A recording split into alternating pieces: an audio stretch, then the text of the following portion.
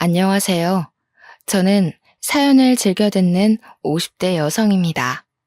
수년 동안 남편의 병간호를 하며 지냈던 저 또한 만만치 않게 힘든 삶을 살았다고 생각했었는데요. 사연을 듣고 보니 참 힘들게 사신 분들이 많으시더라고요. 그래서 사연을 듣고 난 후 부끄러워지기도 했답니다. 고작 이런 일로 그동안 스스로를 연민하면서 살아왔구나 하는 생각이 들었거든요. 이런 부끄러움에도 용기를 내어 사연을 보내게 된 것은 저와 같은 분들에게 위로가 될까 하는 마음 때문이에요. 솔직히 아무리 가까운 가족이라고 해도 자신의 생활을 포기하면서까지 병간호를 하는 것이 쉬운 일은 아니니까요. 내세울 만한 인생을 산 것은 아니지만 사연을 들으시는 분들에게 한 줌의 위로나 희망이 되면 좋겠네요. 그럼 지금부터 이야기를 시작하도록 하겠습니다. 아주 어릴 적부터 저의 집은 참 가난하게 살았어요. 부모님의 건강이 좋지 못한 탓이었죠. 부모님 두 분 중 한 분이라도 건강했다면 달동네는 벗어나지 못해도 먹는 걱정은 안 했을 텐데. 아쉽게도 저희 부모님은 선천적으로 건강이 좋지 못했는걸요. 아버지께서는 다리가 안 좋으신 까닭에 막노동조차 하지 못하셨고, 어머님께서는 폐가 약한 탓에 모든 일이던 조금만 움직여도 쉽게 지치셨죠. 어쩔 수 없이 집안 가장의 역할은 온전히 저의 것이 되었고요. 그래서였던 것 같아요. 고등학교를 졸업하고 바로 취업을 하게 된 것이 말이에요. 불행 중 다행히도 사정을 딱하게 생각하신 담임 선생님께서 믿을 만한 곳이라며 취업 추천서를 내주셨는데요. 선생님의 말씀처럼 회사 사람들은 하나같이 참 좋으신 분이더군요. 처음 시작하는 일에 실수를 해도 꾸중을 하거나 눈치를 주는 대신 다시 한번 일을 할 수 있도록 설명을 해주셨거든요. 회사분들의 배려 덕분에 제법 안정적인 회사 생활을 할 수 있었습니다. 그만두고 싶다는 생각도 전혀 하지 않으면서요. 그리고 회사에 많은 분들이 친절하셨지만 그 중에서도 제일 많은 호의를 베풀어 주신 것은 바로 위 직급인 사수분이셨죠. 다정하고 어른스러운 사수분의 모습을 보며 자연스럽게 짝사랑을 하게 되었고요. 하지만 사수분을 마음에 담았다고 해서 고백을 하거나 짝사랑하는 마음을 표현하지는 않았네요. 가진 것이라고는 고작 어린 나이밖에 없는 제가 다가가기에 사수분은 너무 완벽한 분이었으니까요. 그렇게 짝사랑하는 마음만 커져간 채 일을 한 지 3년이 되었죠. 누구나 알만한 대기업으로 이직을 하게 되었다며 사수분께서는 퇴사를 하게 되었는데요. 송별회가 벌어진 마지막 출근 날 사수분께서는 자신의 마음을 고백하셨어요. 깜짝 놀랄 수밖에 없었습니다. 비해 저는 너무 모자란 사람인걸요. 하지만 사수분을 놓치고 싶지 않다는 마음이 컸기에 마음이 가는 대로 행동하기로 결심을 했죠. 사수분의 고백을 받아들인 후 저희는 3년간의 연애를 시작했고 그 계기로 결혼까지 하게 되었답니다. 부모님께서는 남편을 참 마음에 들어 하셨어요. 그럴 수밖에 없었습니다. 솔직히 기초수급자 부모를 둔 가난한 집안의 딸내미가 대대로 공무원 집안인데다 대기업에 다니는 남편을 만난다는 게 쉬운 일은 아니잖아요. 그런데 결혼을 진심으로 기뻐하시는 부모님과 다르게 시어머니께서는 이 결혼이 마음에 들지 않는다는 듯 항상 인상을 쓰고 계셨어요. 스스로도 남편에 비해 한참 모자란 사람이라는 것을 알았기에 그저 묵묵히 고개를 숙일 뿐이었어요. 뼈대 있는 가문의 장남인 남편을 빈몸으로 홀랑 채갔으니 시어머니께서 기분이 좋지 않은 것은 어찌 보면 당연한 일이었으니까요. 그래서 한여름에 김장을 담는다던가 갑자기 새로 산 이불 빨래를 하라고 시키셔도 꿋꿋하게 따르게 되었네요. 그런데 한 가지 이해가 가지 않는 것이 있었어요. 시어머니와는 아무런 관련이 없는 도련님과 동서까지 저를 가정부 취급을 했거든요. 아마 대기업에 다니는 자신들과 다르게 한참 모자란 중소기업에 다니는 형수에게 사람 취급을 하기 싫었던 것이겠죠. 시댁 식구들에게 무시를 당할 때면 힘들긴 했지만 그래도 견딜 수 있었어요. 남편은 무시받으며 슬펐던 기분을 모두 잊을 만큼 잘해주었으니까요. 친정 부모님까지 살뜰하게 챙겨주는 남편만 있다면 모든 것들은 다 참을 수 있을 것 같았는걸요. 하지만 원래부터 복이 없는 집안에서 태어난 까닭인지 아니면 분에 넘치는 남편을 욕심내서인지 결혼한 지 4년 만에 하늘은 저희 부부에게 날벼락을 떨어뜨리더군요. 남편이 큰 사고를 당하고 만 것이었죠. 의사가 말하길 머리와 허리를 크게 다친 남편은 평생 깨어나지도 못하고 식물인간으로 살 수도 있다 했는데요. 의사의 말에 시어머니께서는 바닥에 쓰러진 것도 모자라 통곡을 하며 흐느끼기 시작하셨네요. 아이고, 이래서 집안에 사람이 잘 들어와야 하는데 복도 없는 저 망할 것이 기어들어오는 바람에 기어코 우리 장남 숨통을 끊어놓는구나. 어머님, 아무리 속상하셔도 그런 말씀을 하시면 안 되죠. 기초수급자 집안에서 가난하게 자란 게 형님 탓은 아니잖아요. 큰 사고를 겪은 남편 때문에 마음이 힘든 와중에 모든 책임을 친정에게 전가하는 시어머니와 동서를 보자 심란한 마음이 가라앉기는커녕 더욱 혼란스러워졌죠. 그래서 아무 말도 안 한 채 시어머니 앞에서 가만히 있었던 거고요. 그런데 시어머니는 가만히 있는 것도 마음에 들지 않는지 대놓고 흉을 보기 시작했습니다. 저 피도 눈물도 없는 것 같으니라고.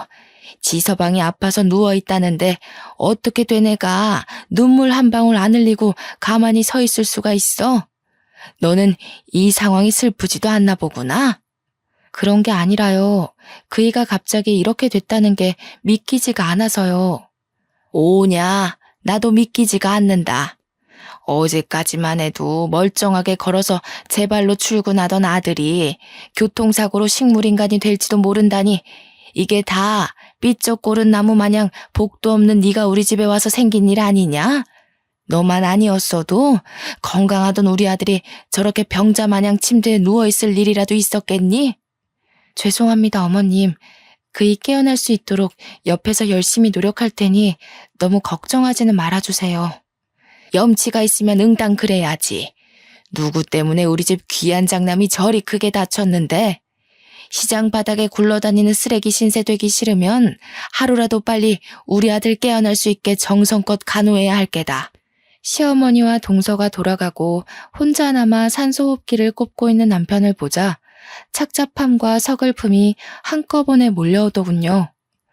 무거워진 마음은 이루 말할 수 없을 정도로 아파왔고요. 의학적인 지식이 있는 것도 아니고 그렇다고 남편이 빨리 나을 수 있도록 값비싼 돈을 내고 좋은 의료진을 개인적으로 모시고 올 수도 없는 상황에서 할 수 있는 것이라고는 기도와 정성 어린 병간호뿐이었어요. 다행히 이런 보잘것없는 상황에서 남편은 의식을 되찾아 주었죠. 참 고마운 일이었습니다. 그렇지만 진짜 힘든 일은 남편이 의식을 되찾은 후 시작되었네요. 물론 남편의 병간호를 전적으로 맡아서 하는 것이 당연했지만 현실적인 문제를 생각하지 않을 수가 없었거든요. 병간호를 위해 일을 그만둔다면 지금 당장은 남편의 회사에서 나온 퇴직금과 위로금과 보험금으로 그럭저럭 입에 풀칠을 할 수 있었지만 그 후의 일이 참 막막했죠. 그렇다고 남편의 병간호를 포기한 채 계속 일을 다닐 수도 없는 일이었어요. 하지만 힘든 일은 이뿐만이 아니었습니다. 다리를 크게 다친 아버지의 수술비까지 저의 지갑에서 나가야 했는걸요. 부모님께서는 얼마 전 생활비가 부족하다는 이유로 보험까지 해지하셨기에 수술비는 그 배로 들었습니다. 대출을 받을까 생각하기도 했지만 진짜 돈이 없을 미래를 생각하니 도저히 대출을 받을 수는 없었어요. 한참 동안 머리를 굴려보았지만 뾰족한 수는 떠오르지 않았고 하는 수 없이 시동생 부부에게 손을 벌리게 되었네요. 처음에는 시어머니에게 빌릴까도 생각해 보았지만 시어머니의 성격상 수술비를 빌려주기는커녕 불호령을 할 것이 뻔했기에 어쩔 수 없는 선택이었는걸요. 시동생이 비웃기는 할지언정 적어도 최대한 부탁을 하다 보면 돈을 빌려줄 것 같았거든요. 도련님, 이런 말씀 드리기 너무 염치 없다는 거 잘 알지만 돈 좀 빌려주실 수 있을까요? 당장 저희 아버지 다리 수술을 하셔야 하는데 돈이 없어서요. 형수님, 그렇게 안 봤는데 엄청 뻔뻔하시네요. 형님이랑 관련된 돈을 빌려달라는 것도 아니고 친정아버지 수술을 하는데 돈을 빌려달라뇨. 어른이면 자기 집안일은 스스로 해결할 줄 아셔야죠. 절대 안 됩니다. 도련님은 생각보다 더 단호하게 나왔어요. 아마도 시어머니의 입김이 적용한 듯 싶었습니다. 평소에도 시어머니께서는 시동생 부부를 앉혀두고 없는 집구석에서 살던 저에게 절대로 돈을 빌려주지 말라며 신신당부를 하셨거든요. 한평생 가난하게 살던 것은 꼭 뒤통수를 치고 배신을 한다면서요. 돈을 갚는 데는 시간이 조금 걸릴 수도 있지만 그래도 절대로 도련님 돈 들고 도망갈 일은 없으니 이번 한 번만 도와주셨으면 좋겠어요. 지금 보니 우리 형이 참 불쌍하네요. 침대에 누워있는 우리 형님은 형수님이 손아래 동생한테 돈이나 꾸러다니는 양심 없는 사람인 줄은 꿈에도 모를 거잖아요. 이럴 줄 알았으면 결혼한다고 난리 피웠을 때 어떻게 해서든 반대하는 거였는데. 아무튼 저는요, 형수님한테 10원 한 장 빌려줄 생각이 없으니까 다른 데서 친정아버지 수술비를 구하던 아니면 직접 친정아버지 다리를 붙여주던 알아서 하시고 이만 돌아가세요. 도련님 제발요. 저 도련님 아니면 돈 나올 것도 없어서 그래요. 제발 사람 한 명 살리는 셈 치고 도와주세요. 돈만 빌려주시면 시키시는 일은 무조건 다 할게요. 도련님은 생각보다 매정한 사람이었습니다. 아무리 애원을 해도 절대로 돈을 빌려줄 수 없다고 했죠. 하지만 시동생 부부가 아니면 돈을 빌릴 곳이 없기에 죽기 살기로 시동생의 바지가랑이를 붙잡으며 두 손이 다를 정도로 빌었어요. 자존심까지 버리며 빌자 결국 시동생은 제 아버지의 수술비를 빌려주더라고요. 물론 빌린 돈을 다 갚을 때까지 무급으로 갓난쟁이인 시조카를 봐줘야 한다는 조건이 걸렸지만 그런 것은 중요하지 않았네요. 일이 어찌되었건 큰 고비는 넘긴 거잖아요. 아버지가 다리 수술을 마친 후 저의 일상은 어떻게 지나갔는지 알 수 없을 정도로 바쁘게 흘러나갔어요. 시조카를 돌보는 일부터 남편의 병간호 일까지 이 모든 것을 혼자서 해야 했으니까요. 남편에 대한 책임감과 수술비를 빌려준 도련님에게 감사한 마음으로 어떻게든 버텨보려 했지만 이 모든 일을 직장을 다니면서 병행하는 것은 불가능한 일처럼 보였어요. 그래서 어쩔 수 없이 직장을 그만두게 된 것이고요. 그나마 남편의 병원비에 관한 모든 돈은 시어머니께서 해주셨기에 남편의 퇴직금을 건드리는 일은 하지 않아도 되었어요. 어쩔 수 없이 들어가는 생활비는 받아놓은 퇴직금을 쪼개가며 썼기에 돈이 없어 허덕이는 최후의 밑바닥까지 떨어지지는 않았죠. 그렇지만 가장 힘든 것은 역시 남편이 언제 나을지 모른다는 좌절감이었네요. 아무리 긍정적으로 생각하려고 해도 하루 종일 누워만 있는 남편을 보고 있자면 그렇게 마음이 울적해질 수가 없었어요. 하지만 남편을 포기할 수는 없었습니다. 저희 부부에게는 노년에 함께 전국 여행을 하자는 소망이 있었으니까요. 그리고 그 소망 하나로 악자같이 노력을 하게 되었죠. 다행히 남편을 향한 노력이 하늘에 닿아서인지 남편의 상태 역시 차도를 보이기 시작하더군요. 비록 느리긴 했지만 의사소통을 할 수 있게 된 것은 물론 엄두도 못 내었던 재활치료까지 시작하게 되었고요. 서서히 차도를 보이는 남편의 모습에 마음이 급해지는 것은 사실이었지만 티를 내지 않기 위해 참 많은 노력을 했네요. 조바심을 내는 대신 남편이 빠르게 회복할 수 있도록 뒤에서 묵묵히 할 일을 했고요. 그리고 길고 길었던 8년이란 시간을 끝으로 남편은 완전히 완치를 했답니다.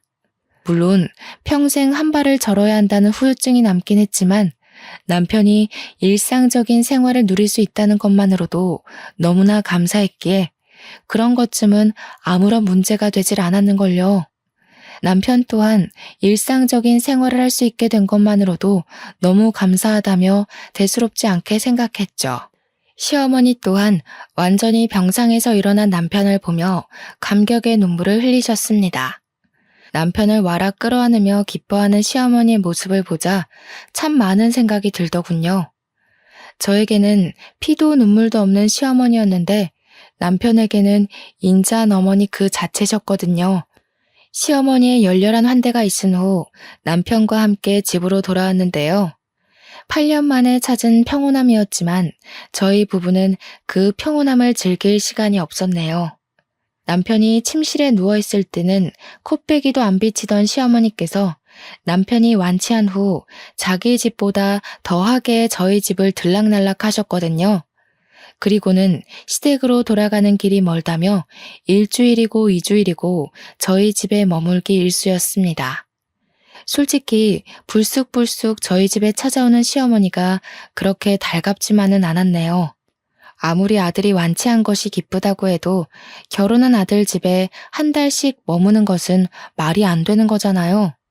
남편 또한 시어머니께서 시댁으로 돌아가지 않고 저희 집에 머무는 것이 불편했는지 참다 못해 먼저 이야기를 꺼냈죠. 어머니, 저희 집에 오시는 건 좋은데 그래도 여기서 지내신 지 벌써 2주일이 지났는데 집에 가보셔야 되지 않겠어요? 우리 아들이 이렇게 멀쩡해졌는데 애미가 옆에서 단단히 지키고 있어야지. 그리고 어디 여기가 남의 집이냐? 아들 집에 애미가 오는 건 당연한 일이지. 이 애미 걱정하지 말고 아범 너는 몸보신할 생각만 해라. 남편은 시어머니가 상처받지 않게 잘 돌려 말하려고 했지만 시어머니께서는 저희 집에서 한 발자국도 움직일 생각을 안 하셨어요. 시어머니가 계속해서 저희 집에 머물다 보니 보다 못한 남편은 시어머니에게 솔직하게 말을 할 수밖에 없었고요. 저도 어머니 계셔서 좋기는 한데 솔직히 너무 오랫동안 집에 계시니까 불편해서요. 물론 어머니랑 함께 있는 것도 너무 좋지만 이제는 저희 집사람이랑 단둘이서만 있고 싶어서요. 지금까지 저 사람 제 병간호하느라 곱고 예쁜 시절 다 보냈잖아요. 8년 동안 간호해준 은혜를 갚으려면 평생을 잘해도 모자라겠지만 지금이라도 저 사람이랑 단둘이 시간 보내면서 그동안 못했던 거 다 해주고 싶어요. 그러니까 어머니께서도 조금 이해해 주세요. 뭐야? 아범 너는 똥수발 드느라 고생한 마누라만 보이고 자식 걱정에 8년 동안 잠도 제대로 못 잔 이 애미는 걱정도 안 된다 이 말이냐? 도대체 저 몹쓸 것이 너한테 무슨 말을 했길래 이 애미를 내쫓으려고 하는 게야? 몹쓸 것이라뇨. 저 사람 어머니도 마다한 병수발 지금까지 싫은 기색 한 번 없이 다 들어준 고마운 사람이에요. 미창나간 고무신 주제에 분에 넘치는 공무원 집안에 시집 왔으면 병수발 정도는 당연히 했어야지. 낳아주고 길러준 애미한테 대드는 것 보니 아범 네가 저 몹쓸 것한테 홀려도 단단히 홀린 게로구나. 아무래도 안 되겠다. 애미가 참하고 좋은 여자로 구해놨으니 당장 선부터 보고 저것하고 헤어져라. 몸도 건강해졌는데 언제까지 저 헌신짝 같은 것하고 살 수 없지 않니? 지금 저더러 재혼이라도 하라는 말씀이세요? 기가 막히게도 시어머니는 남편에게 재혼할 것을 권하셨습니다. 눈앞에 멀쩡히 살아있는 며느리가 있는데도 말이에요. 정말 어처구니가 없었어요. 그동안 남편의 병간호를 한 것이 무언가를 바라고 한 행동은 아니지만 그동안 제가 남편에게 쏟아부었던 모든 노력을 당연한 거라 취급하는 시어머니의 모습을 보자 온몸에 힘이 쭉 빠져나갔습니다. 남편이 아플 때는 다 늙어 혼자 살기 싫으면 병간호라도 똑바로 하라고 윽박 지르셨던 분이 정작 남편이 다 낫고 나니 얼굴을 싹 바꾸고 남편에게 재혼을 권하시다뇨. 그건 지금까지 고생한 저에게 나가서 혼자 살라는 말이나 다름없는 거잖아요. 남편 또한 시어머니의 말이 기가 찬지 한참을 실성한 사람처럼 헛웃음만 뱉어냈어요. 그리고는 어머니에게 절대 재혼하지 않겠다고 단칼에 잘라 이야기를 했죠. 지금 저더러 저 때문에 고생만 한 저 사람 버리고 다른 여자랑 새 출발하라는 말씀이세요? 저 사람이요. 어머니한테는 단순히 어머니 대신 아들 병간호해준 며느리일 수도 있겠지만 저한테는 세상 둘도 없는 은인이자 마누라예요. 그러니까 앞으로 제 앞에서 재혼을 하니 마니 그런 말 하지도 마세요. 자꾸 재혼 들먹이면서 저 사람 괴롭히시면 어머니라고 할지라도 저 안 보고 살 거예요. 아범, 애미한테 어떻게 그런 심한 말을... 남편이 이렇게 강하게 나올 줄은 몰랐는지 시어머니 얼굴에는 당황한 표정이 역력했습니다. 당황한 것은 저도 마찬가지였어요. 소문난 효자였던 남편이 이렇게 강하게 나올 줄은 몰랐거든요. 남편과 한 차례 신랑이라 한 시어머니께서는 끝까지 시댁으로 돌아가지 않으려고 하셨지만 남편은 억지로 시어머니를 쫓아내다시피 저희 집에서 내보냈는데요. 남편의 행동이 과하다고 생각하기는 했지만 그래도 참 고맙더라고요. 결혼한 지 오랜 시간이 지났지만 아직도 처음처럼 사랑해준다는 것과 병간호하는 것이 얼마나 힘든지 모두 알아준 거잖아요. 시어머니가 가신 후 저희 부부는 둘만의 시간을 보내려고 노력했습니다. 단둘이 영화를 보거나 밤늦게까지 산책을 하면서요. 남들이 보기에는 다 늙은 나이에 무슨 주책이냐고 할 수도 있었겠지만 저희 부부에게는 더없이 행복한 시간들이었답니다. 결혼 초 남편이 안타까운 사고를 당하는 탓에 저희 부부에게는 신혼 초 즐겼어야 할 행복한 시간들이 없었으니까요. 하지만 행복한 시간을 보내는데 제일 중요한 것은 아무래도 경제적인 부분이 컸어요. 나날이 줄어가는 통장의 잔고를 보던 남편은 일단 돈을 벌어야겠다고 말을 했는데요. 다 낫기는 했지만 아직도 병원을 오가며 몸 상태를 보고 있는 남편에게 나가서 돈을 벌어 오라는 말을 하기가 좀 그렇더군요. 그래서 몸이 다 나을 때까지는 제가 나가서 돈을 벌겠다고 한 것이고요. 그런데 남편은 단칼에 그 의견을 잘라냈어요. 지금까지 고생시킨 것도 갚으려면 평생이 걸리는데 더 이상 자신 때문에 희생하지 말라면서요. 남편의 뜻은 너무나 확고했기에 어쩔 수 없이 남편의 뜻을 따를 수밖에 없었는데요. 호기롭게 일자리를 찾아 나서기는 했지만 8년의 공백기 탓인지 남편이 전공을 살려 취업을 할 수 있는 기회는 쉽사리 오지가 않았는걸요. 계속 낙방하는 현실에 남편은 어쩔 수 없이 경비원으로 취업할 수밖에 없었죠. 처음에는 많이 속상했어요. 사고 전 대기업을 다니며 누구보다 잘 나가던 남편이 음주운전을 한 누군가의 실수로 인해 잘 나가던 예전을 뒤로하고 아파트 경비원으로 일을 해야 했으니까요. 그리고 남편에게 찾아온 불행은 허영심 많고 잘난 척하기 좋아하는 시동생 부부에게는 아주 좋은 먹잇감이 되어버렸죠. 역시 인생사 세용지마라고 사람 인생 모르는 거야. 잘 나가기 둘째가라면 서러웠던 형이 나이 40에 고작 경비원 일을 하는 걸 보면 말이야. 어머, 당신도? 큰 사고 당하고 일상생활 하는 것만으로도 다행인 거지. 어디 큰일 겪은 사람이 전처럼 생활할 수 있나? 아무렴 하찮은 일을 해도 일하는 사람만 행복하면 됐지. 수사람이 왈가왈부할 필요가 뭐가 있다고. 안 그래 아주버님? 남편을 깎아내리는 시동생도 미웠지만 도와주는 척 남편을 헐뜯는 동서가 더 밉더군요. 자세한 사정을 모르는 남이라면 그럴 수도 있다 넘어갈 수 있었지만 남도 아닌 가장 가까운 가족이 남편을 헐뜯는 것을 보니 도저히 그 상황을 참고만 있을 수 없었어요. 도련님이고 동서고 정말 너무하네요. 아무리 잘못한 게 있다고 해도 감싸주는 게 가족이라고 하는데 하물며 잘못한 것도 아닌 사고 당한 걸로 조롱을 하다니요. 전후 사정 모르는 남도 이렇게 막대하지는 않을 거라고요. 참나 어이가 없어서. 형 없다고 바닥에 엎어져서 돈 빌려달라고 싹싹 빌던 게 누군데 이제 형님 돌아왔다고 유세 떠는 거예요? 유세 떠는 게 아니라 당연히 할 말은 하는 거죠. 입장 바꿔서 도련님 자식이 큰 사고 당하고 남한테 조롱당한다고 생각해보세요. 절대 농담으로 못 받아들이실 거잖아요. 세상에, 어디 그런 재수없는 소리를. 형수님, 아무리 그래도 할 말이 있고 못할 말이 있죠. 동서도 자기 자식 큰 사고 당한다는 소리 들으니까 기분 더럽지? 지금 내 기분이 딱 그래. 우리 남편이 뭐가 모자라서 동서 같은 사람한테 조롱을 당해야 하는데? 당신, 괜히 상대하지 마. 못 배운 집안 사람들이 다 그렇지 뭐. 배운 거 없어서 경우 없고 예의 없고 더 상대했다가는 우리 입만 아프니까 그만 가자고. 형수한테 못 배운 거라니 너 지금 말 다 했어? 가만히 있던 남편은 못 배운 집안이라는 말에 발끈하며 도련님의 멱살을 잡아 올렸습니다. 경우 없는 집안이랑 살더니 형도 상놈 다 됐네. 하나밖에 없는 동생 멱살이나 잡아 올리고.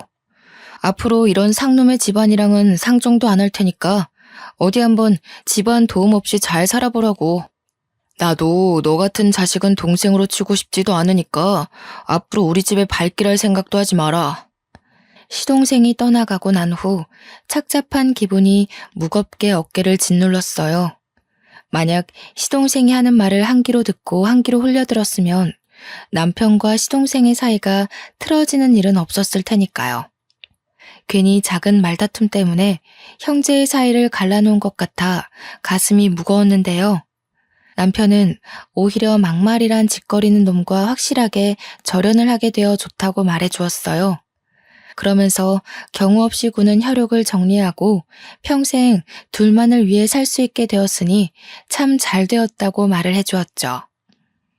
일이 어찌되었던 항상 편을 들어주려 노력하는 남편을 보며 이 사람과 결혼하길 참 잘했다는 생각을 하게 되었고요.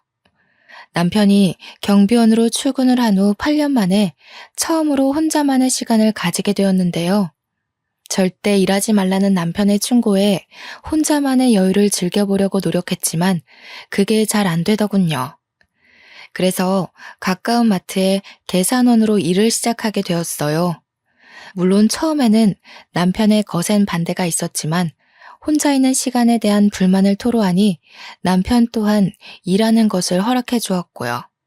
남편은 일이 힘들면 언제 그만두어도 좋다고 말을 했지만 마트에서 일하는 것은 전혀 힘들지 않았습니다. 오히려 일을 하고 난 후 삶의 활력이 돌 정도로 좋았죠. 아나무인인 시동생 부부의 아이를 돌보는 것에 비하면 계산원으로서 하는 일은 너무나 쉬웠거든요. 짧게 일하는 마트 계산원 일은 큰 돈이 되지는 않았지만 남편에게 손을 벌리지 않고 부모님에게 용돈을 드릴 수 있다는 것이 참 기뻤습니다. 퇴근 시간이 1시간 일찍 끝나는 남편은 항상 집안 청소를 해주었는데요. 남편과 함께 평범하지만 소소한 행복을 누릴 수 있는 일상을 함께 할 수 있다는 것만으로도 참 감사했네요. 하지만 이런 행복은 그리 오래 가지 않았습니다. 남편에게 여자가 생겼기 때문이었죠. 처음에는 눈치를 채지 못했어요. 퇴근 시간이 3시간이나 늦어진 것도 같이 저녁을 먹지 않게 된 것도 모두 사정이 있어서라고 생각을 했거든요. 아무리 봐도 그쪽 남편 바람이 난 것 같아. 누가? 우리 남편이? 저 그럴 사람 아니니까 이상한 추측하지 말고 일이나 열심히 해.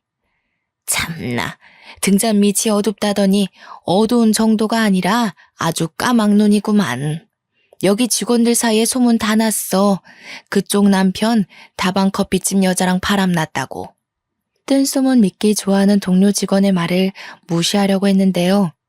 동료 직원은 불쑥 핸드폰부터 내밀더군요. 동료 직원의 핸드폰에는 민망한 차림의 여자와 팔짱을 끼고 있는 남편의 모습이 찍혀 있었습니다. 눈을 비비고 다시 보아도 남편이 다른 여자와 팔짱을 끼고 있는 사진은 변함이 없었죠. 나도 처음에는 긴가민가 했는데 아무래도 맞는 것 같아서 먼저 사진부터 찍었지. 증거가 없으면 안 믿을 것 같아서. 너무 실망하지는 마. 원래 남자들이 다 그렇잖아. 병수발 들어준 조광지처 참 고마운 일이지만 새로운 여자 나타나면 눈 돌아가는 건 어쩔 수가 없는 일이니까. 당장 가서 이혼한다는 소리부터 하지 말고 슬쩍 떠봐. 솔직히 까놓고 말해서 이 나이에 이혼하고 다른 남자랑 재혼을 할 수 있는 것도 아니고 다른 여자 손때 타긴 했어도 데리고 살던 남편 살살 달래서 데리고 사는 게 훨씬 낫지. 평소 푼수 같은 동료와 말을 섞는 것을 싫어했지만 이번만큼은 동료의 말처럼 하기로 했어요. 분명 바람을 피운 것이 잘못된 일이긴 하지만 남편만한 사람은 없었으니까요. 그래서 남편을 추궁하는 대신 솔직하게 말하고 관계를 정리하는 쪽으로 설득하기로 결심을 한 것이죠. 마침 남편은 집에 와 있었기에 심호흡을 한 뒤 외도하고 있다는 것을 알게 되었다고 솔직하게 털어놓았습니다. 남편이라면 당연히 자기의 잘못을 인정하고 그 여자와 관계를 정리할 거라 믿어 의심치 않았고요. 그런데 남편은 순순히 외도의 사실을 인정하며 대뜸 이혼장을 꺼내오더군요. 깜짝 놀랄 수밖에 없었네요. 가족과 손절을 하면서까지 결혼을 유지하려던 남편이 고작 만난 지 얼마 되지 않은 여자 때문에 이혼장을 요구하다니요. 다른 여자 만나는 거 알았다고 하니 솔직하게 말할게. 그 여자랑 잘해보고 싶어. 당신 어떻게 날 두고 만난 지 고작 한 달도 안 된 여자 때문에 이혼하자는 소리를 할 수가 있어? 내가 그동안 당신한테 어떻게 했는데 당신도 나한테 그랬잖아. 나한테 받은 은혜가 너무 커서 죽을 때까지 잘해줘도 다 못 갚을 것 같다고. 근데 갑자기 이러는 법이 어딨어. 미안해. 근데 내 마음이 그런 걸 어쩌겠어. 사실 동생이랑 의절하다시피 인연 끊고 살 때부터 당신이랑 사는 거 그냥 의무감같이 느껴져서 지루하고 따분했어. 그때 처음으로 다방에 가서 그 여자 만나게 된 거고. 내가 죽을 놈인 건 알지만 이런 내 마음 이해해줬으면 해. 8년 동안 엉덩이에 진물이 나도록 침대에 누워 있었는데 늦었지만 지금이라도 죽을 때 후회 없이 내가 하고 싶은 대로 다 하면서 살고 싶어. 누구 마음대로 이혼을 해. 나는 절대 안 해줄 거야. 정말 미안해. 몇 푼 되지는 않지만 이 집이랑 내 통장에 있는 돈까지 다 당신한테 줄게. 새로 만난 여자 때문에 자신의 모든 재산까지 포기하면서 이혼을 선택하다니요. 서로를 바라보며 행복해하던 시절이 무색할 만큼 변한 남편을 보니 사고 소식을 듣고 달려갔을 때와는 비교도 할 수 없을 정도의 충격과 슬픔이 밀려왔는 걸요. 이혼 통보를 한 남편은 할 일이 다 끝났다는 듯이 방으로 가 여행 가방을 끌고 나와 집을 나가려고 했습니다. 당신 정말 왜 이래? 당신도 다른 여자랑 바람난 나랑 같이 있기 싫을 거 아니야. 어차피 이혼하고 나면 서로 떨어져서 살아야 할 텐데 먼저 나가는 편이 나을 것 같아서. 잡아보려고 했었지만 남편은 참 야속하게도 집을 나갔습니다. 남편이 집을 나간 후 갑작스럽게 닥친 변화는 저를 너무 힘들게 했어요. 어떻게든 이겨내고 다시 남편을 잡아보려고 했지만 그마저도 쉽지 않았고요. 남편의 병실에 누워있을 때와는 비교도 할 수 없을 만큼의 큰 시련이 닥쳐온 것이라는 느낌이 들었거든요. 힘들어하는 저에게 친정 부모님께서는 이미 변해버린 사람 마음을 돌리는 것은 불가능하다며 그만 이혼하라고 말을 했는데요. 머리로는 알고 있었지만 그래도 여전히 포기가 되지 않았어요. 그래서 시어머니에게 온갖 모진 말을 들을 것을 각오하고 시댁을 방문하게 되었고요. 누구보다 품위를 중요하게 생각하시는 시어머니에게 다른 남자들에게 커피나 타주는 며느리보다는 가난한 집안의 며느리가 더 나을 테니까요. 두 눈을 질끈 감고 시댁의 초인종을 눌렀는데요.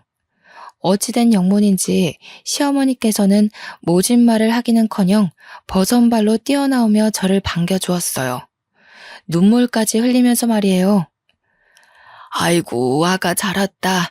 우리 아들이라면 죽고 못 살았던 네가 이 중요한 순간에 이혼이라니. 그게 웬 말이니? 이렇게 먼저 찾아와 주고 참 고맙구나. 제가 그이한테 먼저 이혼을 하자고 했다고요? 그게 무슨 말씀이세요? 아유, 일이 어찌되었던 끝까지 우리 집 식구로 남겠다니 고마워 눈물이 다 나는구나. 일단 병원부터 가자꾸나. 시어머니께서는 제대로 된 해명을 해주기는커녕 제 손을 잡고 택시에 올라타셨습니다. 그러고는 남편이 8년 동안 통원 치료를 했던 병원으로 향했죠. 도통 어떻게 된 일인지 몰라 그저 묵묵히 시어머니를 따라 병원을 갔는데요. 시어머니가 병실의 문을 여는 순간 아무 말도 못한 채 입을 틀어막을 수밖에 없었네요. 병실에는 심하게 다친 시동생이 누워 있었거든요. 놀란 마음을 추스르며 병실로 들어가자 손수건으로 눈물을 닦아내시던 시어머니께서는 전후 사정을 말씀해 주셨습니다. 평소에도 술 마시는 것을 좋아하던 시동생은 한 달 전 친구들과 술자리를 가진 후 곧바로 운전을 했다고 해요. 멀쩡한 정신이 아닌 채 운전을 했기에 당연히 사고가 날 수밖에 없었는데요. 운이 나쁘게도 도련님께서는 큰 화물차와 부딪혀 큰 사고를 당했다고 했습니다. 의사가 말하길 척추 쪽 신경이 많이 망가져 불구로 살아가야 할 수도 있다는 의견을 남겼다고 하더군요. 저 자식도 딸린 것이 불쌍하지 뭐니. 이기적인 태준이 애미가 병수발 들어줄 리가 만무하고. 그래서 말인데 아가니가 병수발 좀 들어주면 안 되겠니? 네? 그게 무슨 말씀이세요, 어머니? 큰 사고를 당해 평생 후유증을 안고 살아갈 시동생이 불쌍하기는 했지만 그것과 별개로 시어머니의 말에 참 어이가 없었습니다. 8년이란 긴 시간 동안 남편의 병수발을 들어온 저에게 또다시 병수발을 들라뇨. 멀쩡히 아내까지 있는 시동생의 병수발을 부탁하는 시어머니를 돛 이해하지 못하겠더라고요. 어머니가 왜 저한테 도련님 병간호를 부탁하시는지 모르겠네요. 8년 전에 어머니 말씀대로라면 남편 병간호는 아내가 하는 게 맞는 거잖아요. 그건 너희 식구한테 애가 없으니 한 말 아니니. 제처가 병수발 드는 게 제일 좋기는 하겠다만 태준이 애미는 일도 다니고 애도 봐야 하지 않니? 병수발 드는 게 회사 일처럼 몇 시간 하고 딱 그만둘 수 있는 것도 아니고 여유 있는 사람이 해야지.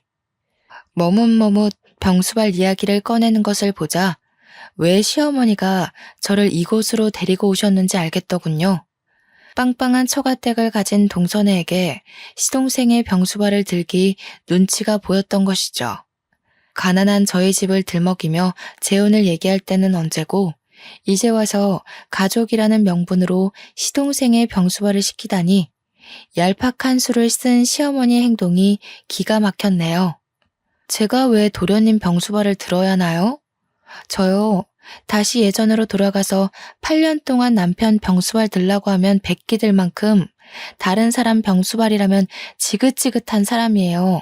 가까운 가족이라도 정해진 기한 없이 병수발 들라고 하면 도망가는 마당에 제가 왜 도련님 병수발을 들어야 하나요? 일 다니고 애보기 바쁜 동서가 안 된다고 하면 어머니가 직접 도련님 병수발 들면 되잖아요. 다 늙은 시애미가 어떻게 병수발을 들 수가 있니? 병수발 들려면 아직 젊고 경험도 많은 네가 하는 게 낫지. 그러지 말고 다시 생각해봐라.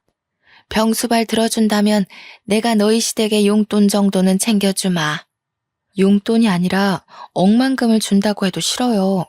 저는 절대 도련님 병수발 들 생각 없으니 전문 간병인을 쓰시던 어머니가 직접 도련님 병수발을 드시던 알아서 하시면 좋겠네요. 못된 것. 집안에 도움도 안 되는 주제에 이럴 때라도 나서서 집안에 보탬이 될 생각을 해야지. 어디 시애미한테 두 눈 똑바로 뜨고 대들어? 그만 좀 하세요. 시어머니의 손이 치켜들어졌을 때 병실 문이 열리며 남편의 고함 소리가 들려왔어요. 깜짝 놀라며 뒤를 돌아보자 남편은 씩씩거리며 시어머니 앞으로 다가와 한 소리를 하기 시작했죠. 이제 이혼하는 사람 어머니가 무슨 권리로 괴롭히시는데요. 경호 병수발은 제가 책임지고 맞는다고 했잖아요. 어떻게 애미 앞에서 똥수발이나 드는 천한 일을 한다고 난리를 칠 수가 있어. 네가 아주 이 애미 숨통 터지는 꼴을 보려고 작정을 했구나. 그럼 저도 어머님한테 여쭤볼게요. 저희 가족이랑 관련도 없는 이 사람은 무슨 잘못을 했길래 어머니나 저 대신에 똥수발이나 드는 일을 해야 하는데요. 아무리 자기 배로 낳은 아들이 귀하다고 해도 그렇지. 어머님 정말 너무하시네요. 사람도 장모님이랑 장인어른한테는 눈에 넣어도 안 아플 귀한 딸이라고요. 남의 집 귀한 딸을 8년씩이나 병수발 시킨 걸로는 모자라세요? 남편은 목에 핏대를 세우며 시어머니와 싸웠는데요. 그 모습을 보자 저도 모르게 왈칵 눈물이 쏟아지고 말았네요. 남편이 이혼하자고 했던 이유를 알아버렸거든요. 하지만 한 번 더 이혼하자고 했던 이유를 확인하고 싶었기에 병실을 나오는 길에 남편에게 물어보았어요. 왜 바람이 났다고 거짓말까지 하면서 이혼을 하자고 했는지요. 예상한 대로 남편은 저를 고생시키기 싫어서 일부러 바람이 난 것처럼 꾸미고 이혼을 하자고 했던 것이더군요. 이혼을 하지 않는 이상 끈질긴 시어머니가 도련님 병수발을 시킬 것을 알았던 것이었죠. 당신이랑 헤어질 바에는 차라리 도련님 병수발을 들면서 사는 게 낫지. 도련님 병수발 들 테니까 우리 이혼하지 말자. 기약 없는 병수발을 드는 것이 얼마나 힘든 일인지 알았지만 남편과 헤어지는 고통에 비하면 아무것도 아니었기에 먼저 도련님의 병수발을 들겠다고 나섰는데요. 남편은 그 말에 펄쩍 뛰며 절대적으로 반대를 했습니다. 말도 안 되는 소리 하지 마. 당신 나 병수발 든 거 한두 해도 아니고 자그마치 8년이야. 꽃다운 날 다 보내고 이렇게 살게 한 것도 미안한데 여기서 더 당신을 고생시키라고? 차라리 이혼하고 나 혼자 고생하면 했지 절대로 그렇게 못해.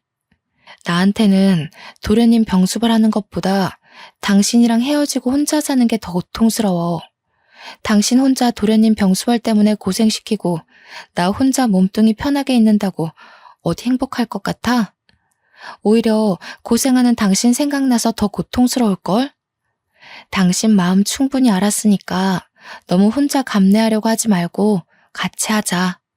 힘든 일 있을 때 서로 위안되자고 있는 게 부부인 거잖아. 나 당신 없으면 못 살아. 나같이 못난 놈한테 목매지 말고 새로운 남자 만나 새 출발하고 행복하게 살아. 괜히 몸고생 마음고생 하지 말고. 어떻게 해서든 설득하려고 했지만 남편의 뜻은 너무나 완고했습니다. 도저히 꺾지 못할 정도로요. 그 후 시동생의 병실을 찾아가 남편을 다시 설득하려고 했지만 그럴 때마다 남편은 저를 병원 밖으로 내쫓으며 이야기를 들으려고도 하지 않았어요. 그래서 하는 수 없이 밤마다 간절하게 빌게 되었죠. 남편과 이혼하지 않고 예전같이 잘 지낼 수 있는 기적이 일어나게 해달라고요. 바보 같은 생각인 것은 알았지만 다른 선택지는 없었어요. 남편은 아무리 설득을 해도 넘어오지 않았거든요. 그리고 간절한 진심은 기적을 가지고 온다는 말처럼 저의 기도는 이루어지고 말았네요.